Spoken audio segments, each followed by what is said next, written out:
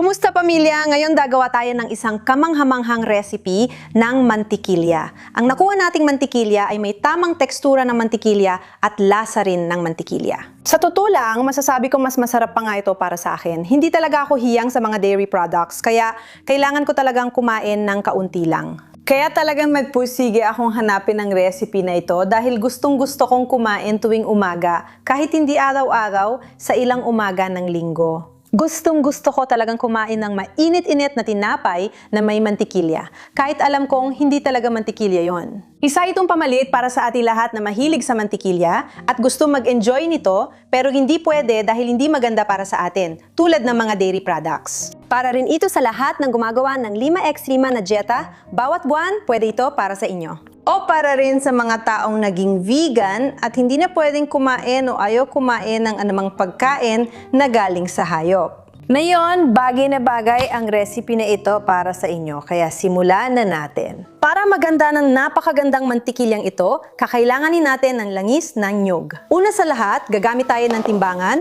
at maglalagay tayo ng 100 at 50 gramo ng langis ng nyog. Dapat neutral ito para di matapang ang lasa ng nyog.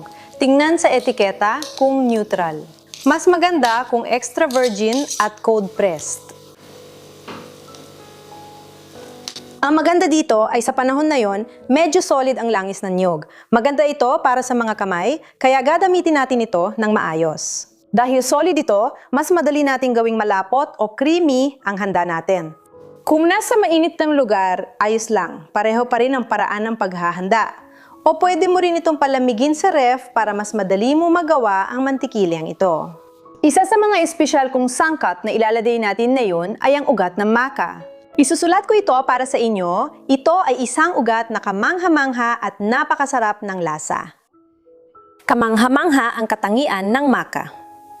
Pagkatapos nating ihanda ang mantikilya, ikukwento ko sa inyo ang tungkol dito. Mabibili ito sa mga tindahan ng pagkain pampadiet, Mercado Libre o Amazon. Katutubo ito sa Peru at gagamit tayo ng 1.5 kutsarita ng maka. Mga 3 o 4 na gramo ito. 1.5 kutsarita. Walang problema kung sumobra ka ng kaunti sa maka. Ayon dito, 5 gramo ang kailangan. Kaya ibig sabihin, ang 1.5 kutsarita ng maka ay mga 4 hanggang 5 gramo. Hindi masyadong eksakto ang timbangan na ito, pero kung gagamit ka ng 1 kutsarita na pantay ang ibabaw at 1/2 kutsarita na pantay din ang ibabaw, ayos na yon. Lalagyan natin ito ng asin. Sa pagkakataong ito, gagawa ako ng maalat na mantikilya. Gustong-gusto namin ng maalat na mantikilya kasi sa Uruguay, mamaya, ikukwento ko ang isang anekdota. May mga kumakain ng maalat na mantikilya at may mga kumakain ng mantikilyang walang asin. Magdadagdag tayo ng 1 kutsarita ng asin. Dito ipinapakita na 5 gramo yon. Titimbangin ko ito sa maliit na timbangan na ito. Mas eksakto ito. Magsisa tayo ng tara para makita kung gaano karami ang 1 kutsarita ng asin na nilalagay ko. Sa totoo lang, sobrang sarap talaga ng reseta na ito kung paano ko ginagawa. Mga 6 na gramo ito, 6 na gramo, pwede kayong maglagay ng kaunti pang clang payment. Pero ito talaga ang dami ng asin na ginagamit ko para sa reseta na ito. Pagkatapos, magdadagdag tayo ng onion powder. Kung wala kayong onion powder, pwede kayong gumamit ng sibuyas na flakes at i-blender ninyo sa blender. At ayan na, 1 kutsarita nito na pantay lang ang puno, mga 1 gramo at 7, pwede ninyong gawing 1 gramo at kalahati, mga ganon, 1 gramo at kalahati, higit kumulang. Idadagdag natin ito sa recipe. Sa ngayon, nadadagdag lang tayo at hindi na muna natin kakailanganin ang timbangan.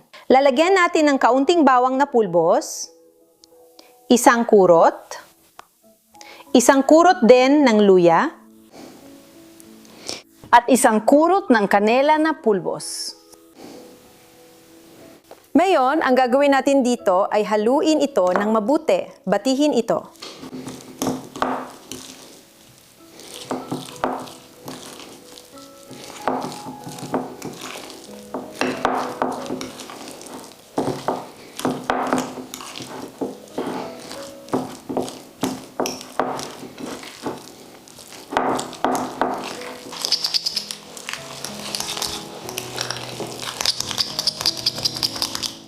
At dito, makikita nyo na parang kulay hilaw pa siya.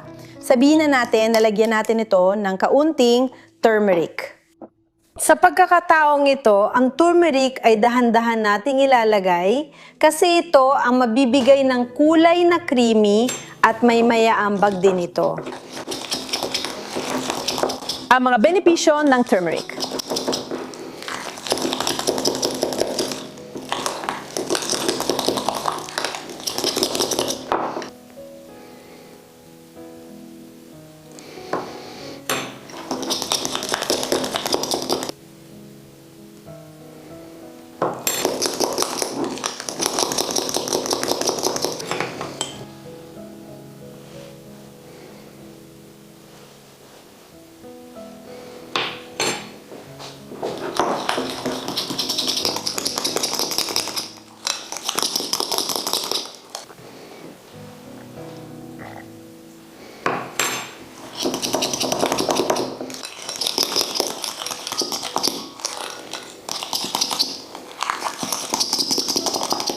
O, kita mo na ngayon, may kulay na siyang parang mantikilya.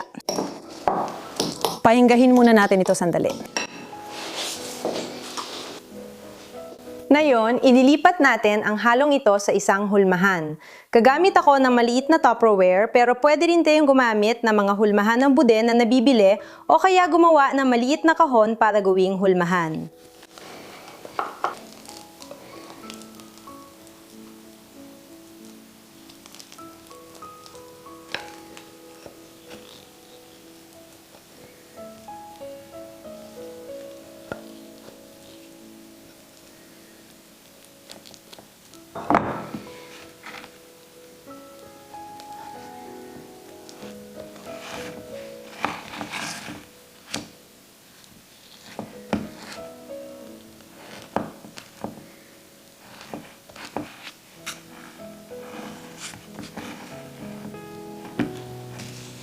Kapag ganito na ang itsura nito. Damit tayo ng maliit na papel. Kapag pantay na tulad ngayon, ilalagay natin sa ref para tumigas at madaling matanggal sa hulmahan. Dito, ikukwento ko ang tungkol sa maca at ibibigay ko ang siyentipikong pangalan nito para madali itong mahanap saan mang bansa. Lepidium peruvianum chacon. Isusulat ko ito dito. Ang maca ay isang ugat na nagmula sa Peru, mula sa bahagi ng Andes, na karaniwang giniling, ginagawang pulbos at hinahalo sa iba't ibang pagkain. Halimbawa, pwede natin itong kainin sa salad, ihalo sa juice o isama sa pagkain. Isa itong superfood, kamangha-mangha ito, napakaganda dahil mataas ang taglay nitong protina, may calcium, may iron, may potassium, may magnesium at may manganese. Pinapagana nito ang mga pulang silula ng dugo na siyang responsabele sa pagdadala ng oxygen sa ating katawan at mga tissue. Pinapagana rin nito ang mga puting silula ng dugo na siyang ating panlaban sa sakit. Kaya naman, pinapalakas nito ang ating immune system na siyang ating panlaban sa mga sakit, laban sa mga bakterya, fungi at virus na maari magdulot ng sakit sa atin. Napakamasustansya nito, nagbibigay ng lakas. Binibigyan tayo nito ng maraming enerhiya. Kaya nakakatulong ito sa kapaguran ng katawan, kapaguran ng isipan, at sa stress. Nire-regulate nito ang nervous system at isa itong napakagandang pagkain. Pwede ninyong i-google kung gusto niyo maghanap ng impormasyon dahil napaka-interesante nito. O siya, ipapakita ko na sa inyo kung paano ito natapos. Naipahid ko na ito sa 2 pirasong tinapay. Pero ipapakita ko sa inyo kung paano ang kinalabasan. Ganito ang itsura niya.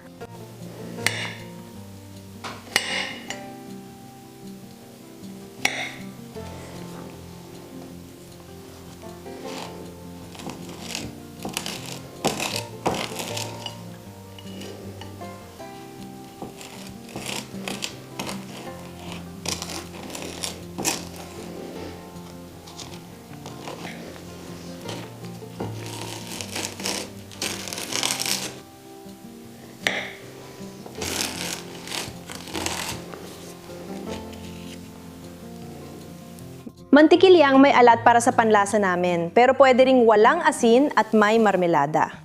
Gusto ko lang ikwento ng mabilis ang kwento tungkol sa mantikinyang Uruguayan kasi, daya ng alam ng marami, ipinanganak ako sa Uruguay. Doon ako lumaki hanggang kabataan ko at pagkatapos lumipat ako sa Argentina. Sa Uruguay, totoo na marami sa amin ang gusto ang maalat na mantikilya.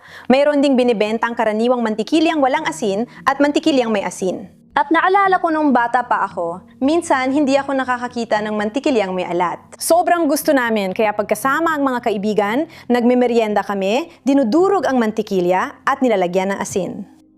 Gumagawa kami ng tinapay na may mantikilya at minatamis na membrili o pulot at gustong-gusto namin ito.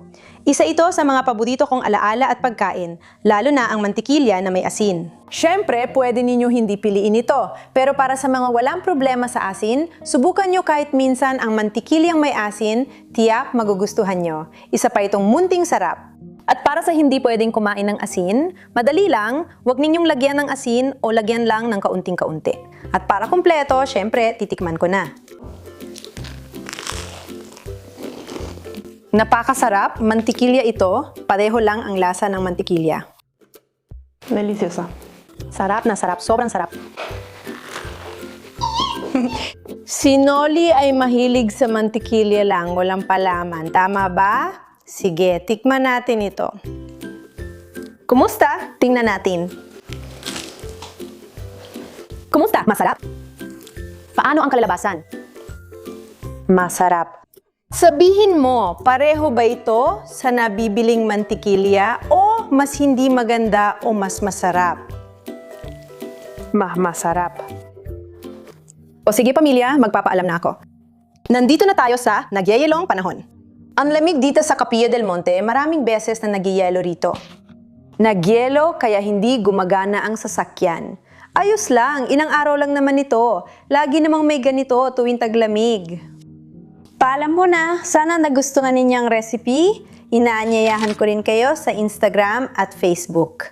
Gaya ng dati, huwag kalimutang mag-like. Huwag ninyong kalimutan kung nagustuhan ninyo ang video na ito at i-share ito sa lahat ng mga taong sa tingin ninyo ay makikinabang sa recipe na ito.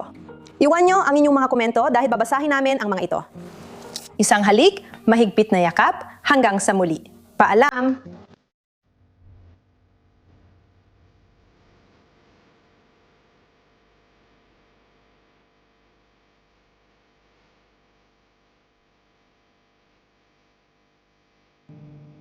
Parang ibon sa isang puno.